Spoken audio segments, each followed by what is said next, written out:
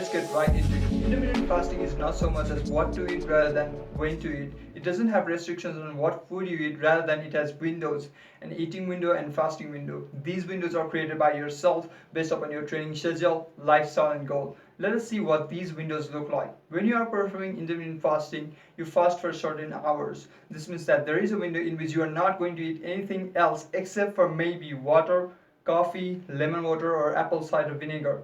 Does this sound familiar to you? Of course it does. We always fast in the nighttime for almost 8 to 9 hours when we are asleep, remember? But the thing with intermittent fasting is that it can require up to 16 hours of fasting. The standard intermittent fasting is 16:8, meaning that you eat in a window of 8 hours and fast the remaining 16 hours. For example, if you started eating at 10 a.m. in the morning, then you can eat up to 6 p.m., which will be your eating window. And then you will not eat until 10 a.m. next morning. But honestly, it's not an absolute necessity that you fast for 16 hours. Personally, I feel like I could still benefit from it while fasting for 13 to 14 hours as well. I would really suggest you to ease up into this if you are thinking of following intermittent fasting, as initial transitions can be hard. This means that, let's say if you usually finish eating at around 10 p.m. at night and eat in the morning at 7 a.m., then maybe the next day you can finish eating at night at 9 p.m. and eat in the morning at 9 a.m.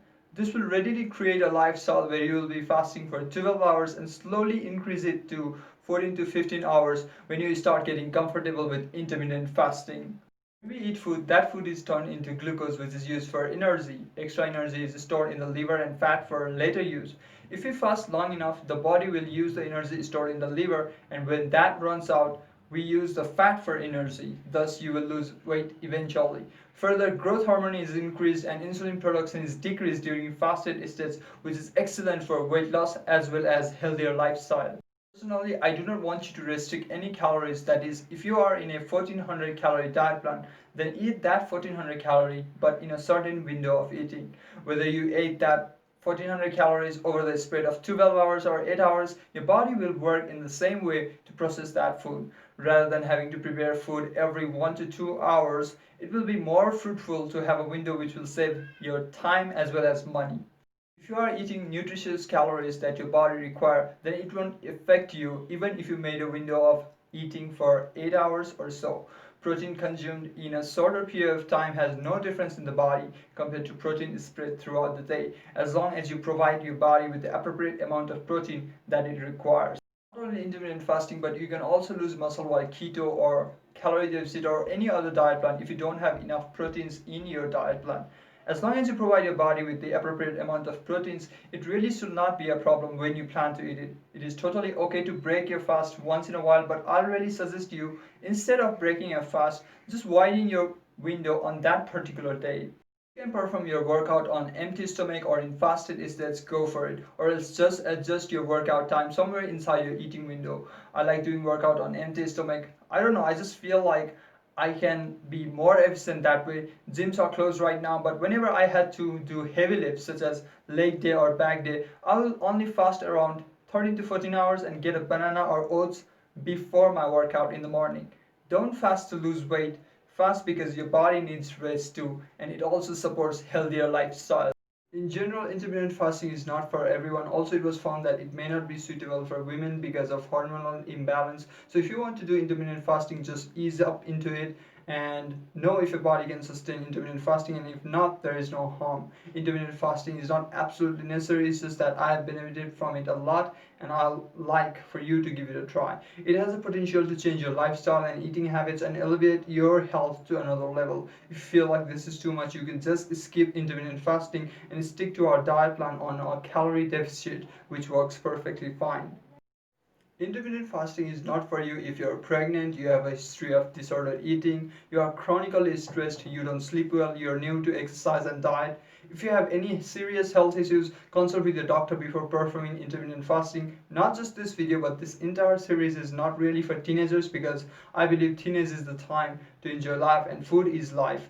But I guess it's okay that some of you may be watching this video to gain some information.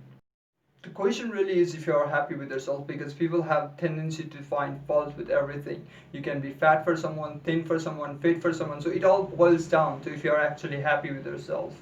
If you're not happy or happen to be one of those people constantly complaining about the way you look, then even if you are a teenager, you have the right to change the way you look and you need to start working on your goals right away. But as an adult, it is absolutely necessary that you start eating healthy, because trust me, junk foods and unhealthy foods are just as bad as smoking and drinking if you do it regularly. I've been following intermittent fasting for more than a year, and I definitely feel like it is one of the best things I stumbled upon. Trust me guys, you can eat 6 times in an 8-hour window. But the most important thing I wanted to address here is what aspect of eating habit does intermittent fasting solve? Let me give you an example. 2 years ago, if I plan on watching Netflix tonight, what will I do? I'm not 100% certain about you, but I would most likely get cold drinks, snacks, breakfast that will add up to 500 calories or so, right? Ever since I started following intermittent fasting sincerely, I do not do that, because tonight doesn't come up in my eating window, but it comes up in my fasting window. So I watch Netflix while drinking water because I do not eat anything in my fasting window. This is what my intermittent fasting looked like during lockdown. I shared this on my Instagram story as well. Obviously, I don't go to bed at 3 a.m. these days because of online classes and job. So what do? I sleep at 12 a.m., start my workout at 8:30 a.m. and finish it at around 10:30 a.m. My eating window starts at 11 a.m. and I close my window at 7 p.m. If you do not have enough nutritious calories in your diet plan, then you are most likely to get hungry. Otherwise, trust me, if it works, it will change your lifestyle forever. Just adjust or shift the entire timeline of eating and fasting window based upon your schedule and your requirements. Like I have mentioned earlier, if this video is too hard or too complicated for you, you could just skip this video. But I'll really suggest you give intermittent fasting a try. In the next video, we will see some stretching at home, which will be your first step towards workouts at home. If you feel like this video can help some of your friends, feel free to share it with them. That's it for this video. Lace up. Peace out.